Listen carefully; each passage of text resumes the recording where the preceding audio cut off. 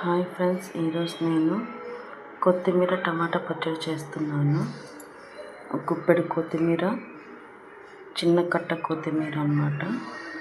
అలాగే ఒక చిన్న ఉల్లిపాయ, వెల్లుల్లి, టమాటా, ఒక 2 రకాల చింతపండు, పచ్చిమిర్చి.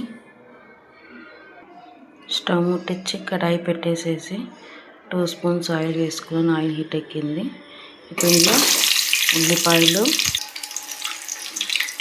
పచ్చిమిర్చి,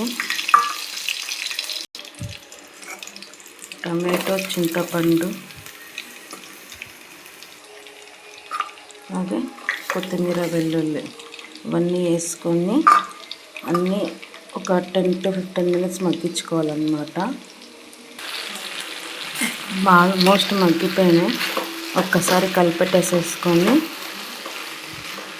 స్టవ్ ఆపేసేసి చల్లారిన తర్వాత మిక్సీకి పట్టుకోవాలి. ఇది టిఫిన్స్లోకి, రైస్లోకి చాలా బాగుంటుంది. మిక్సీ జార్లోకి వేయించుకున్న పల్లీలు, నువ్వులు, జీలకర్ర ఇవన్నీ ఇప్పుడు మిక్సీ పట్టుకోవాలన్నమాట. ఇలా మిక్సీ పట్టుకున్నాక ఇవన్నీ జార్లో వేసుకొని సాల్ట్ వేసుకొని మిక్సీ పట్టుకోవాలి. సాల్ట్, తాలింపు కోసం అలాగే 2 స్పూన్స్ ఆయిల్ వేసి పెట్టుకున్నాను. పోపు దినుసులు,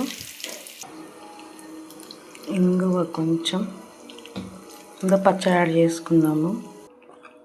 ఒకసారి బాగా అంతా కలిపేసేసుకొని స్టవ్ ఆపేసి బౌల్లో తీసేసుకోవాలి.